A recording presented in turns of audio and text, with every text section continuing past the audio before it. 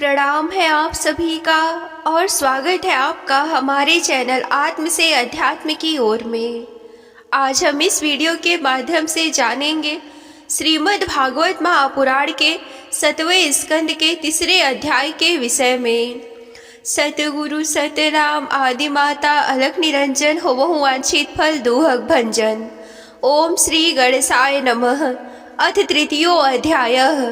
शीर्षक हिरण्यकशिपु की तपस्या और वर प्राप्ति। तो आइए अब कथा का आरंभ करते हैं। नारद जी ने कहा कि युधिष्ठिर, अब हिरण्यकशिपु ने यह विचार किया कि मैं अजय अमर और अजर हूँ, संसार एक छत्र सम्राट बन जाऊं जिससे कोई मेरे सामने खड़ा तक न हो सके। इसके लिए वह मद्राचल की घाटी में जाकर अत्यंत दारुण तपस्या करने लगा। वहाँ हाथ ऊपर उठाकर आकाश की ओर देखता हुआ वह पैर के अंगूठे से बल पृथ्वी पर खड़ा हो गया। उसकी जटाएं ऐसे चमक रही थी जैसे प्रलय काल की सूर्य की किरणें। जब वह इस प्रकार तपस्या में संलग्न हो गया तब देवता लोग अपने अपने स्थानों और पदों पर पुनः प्रतिष्ठित हो गए।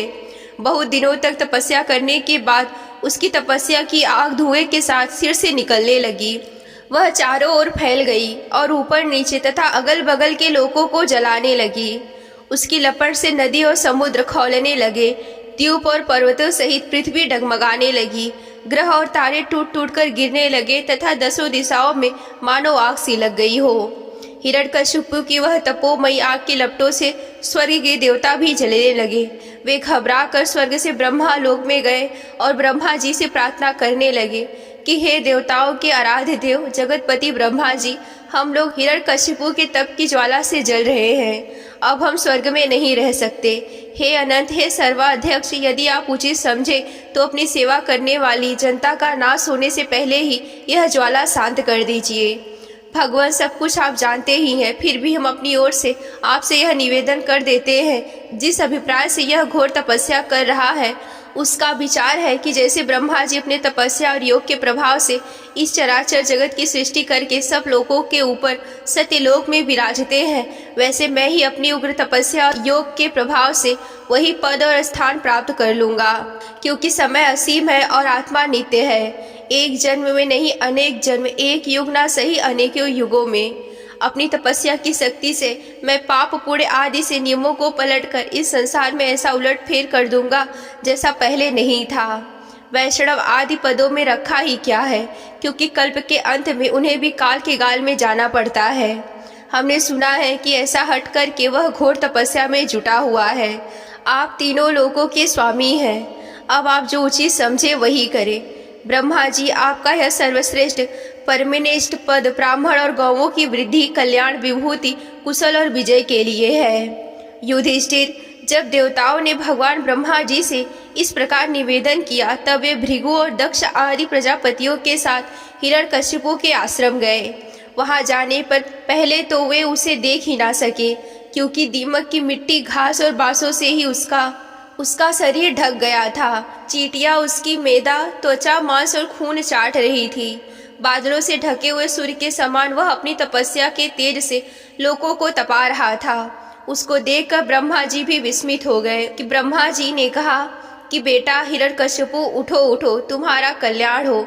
कश्यप नंदन, अब तुम्हारी तपस्या सिद्ध हो गई है। मैं तुम्हें वर देने के लिए आया हूँ। तुम्हारी जो इच्छा हो बेखटक से मांग लो। मैंने तुम्हारे हृदय का अद्भुत बल देखा है। अरे डासों ने भी तुम्हारी देह खा डाली, फिर भी तुम्हारे प्राण हड्डियां के सहारे टिके हुए हैं।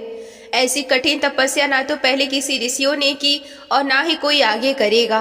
भला ऐसा कौन है जो देवताओं के 100 वर्ष तक बिना पानी पिए जी सकता है।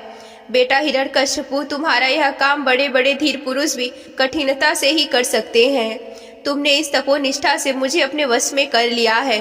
दैत्य शिरोमणि, इसी से प्रसन्न होकर मैं तुम्हें जो कुछ मांगोगे वो तुम्हें दिए देता हूँ। तुम हो मरने वाले और मैं अमर हूँ, अतः तुम्हें मेरा यह दर्शन निष्फल नहीं हो सकता।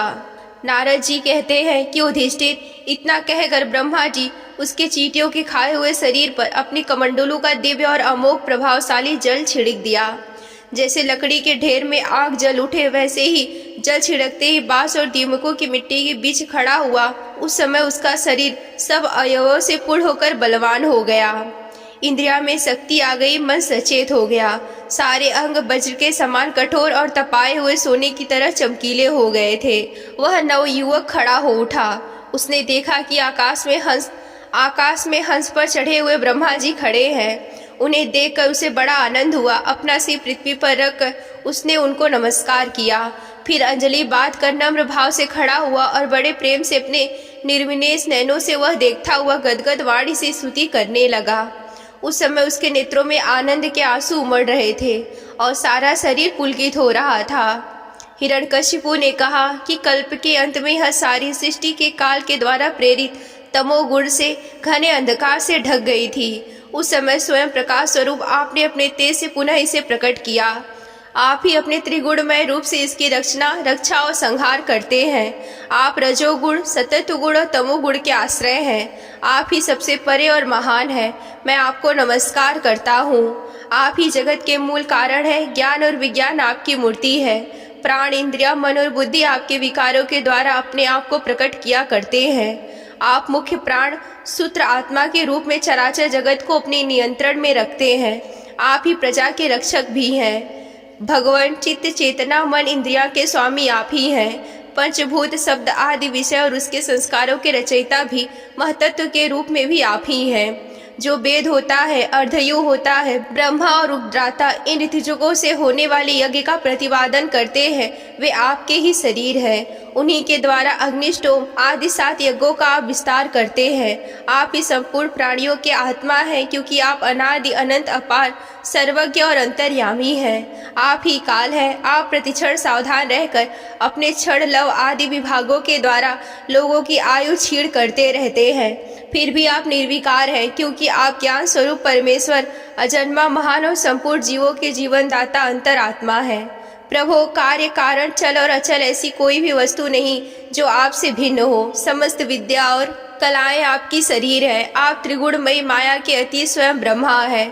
आप स्वर्णमय ब्रह्मांड आपके गर्भ में स्थित है। आप इसे अपने में ही प्रकट करते हैं। प्रभो, यह व्यक्त ब्रह्मांड आपका स्थूल शरीर है। इससे आप इंद्रिया, प्राण और मन के विषयों का उपभोग करते हैं, किंतु उस समय भी आप अपने परम ऐश्वर्यमय स्वरूप में स्थित रहते हैं। वस्तुतः आप पुराण पुरुष स्थूल सूक्ष्म से परे ब्रह्मा स्वरूप है। आप अपने अनंत और अपव्यक्त स्वरूप से सारे जगत में व्याप्त हैं। चेतन और अचेतन दोनों में ही आपकी शक्तियाँ हैं। भगवान, मैं आपको नमस्कार करता हूँ। प्रभु, आप समस्त वरदाताओं में श्रेष्ठ हैं। यदि आप मुझे अभीष्ट वर देना चाहते हैं तो ऐसा दीजिए कि आपके बनाए हुए किसी भी प्राणी से, चाहे वो मनुष्य हो या पशु हो या प्राणी हो या अप्राणी, देवता हो या दैत्य अथवा नाग आदि, किसी से भी मृत्यु ना हो।